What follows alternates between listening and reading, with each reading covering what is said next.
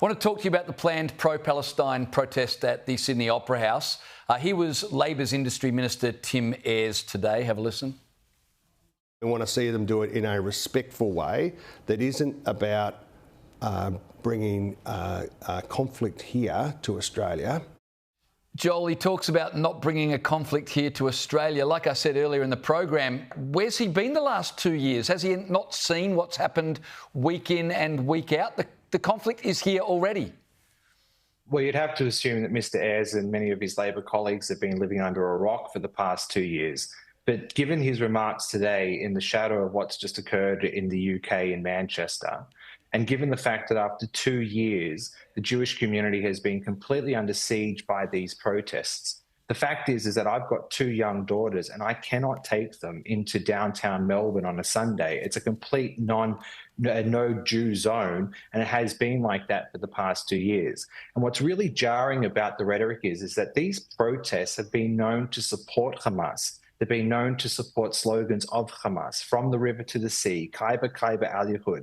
Hamas is a listed terror organisation in this country, and we have ministers in our federal government 2 years after everything that we've endured here as Australian Jews, the firebombing of synagogues, the attacks on our institutions, the kicking out of Jews from safe spaces and other democratic areas.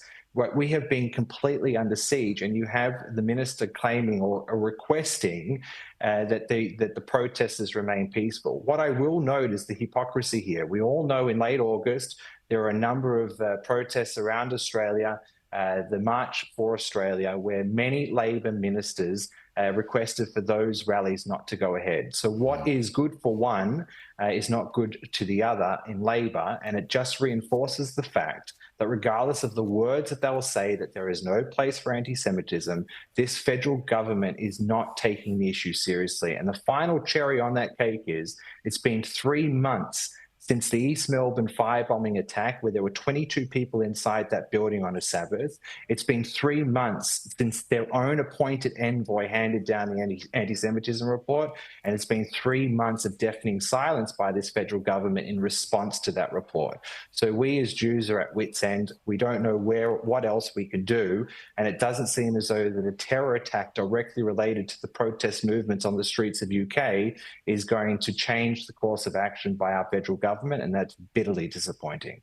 Yeah, you're right. I mean, the anti-Semitism report has been sitting there now for months, and we're about to, witness the second anniversary of October 7, and still it's like we're back at square one. Joel, Burnie, nice to see you as always. Thanks very much for joining us on the show. Really appreciate it. Thank you.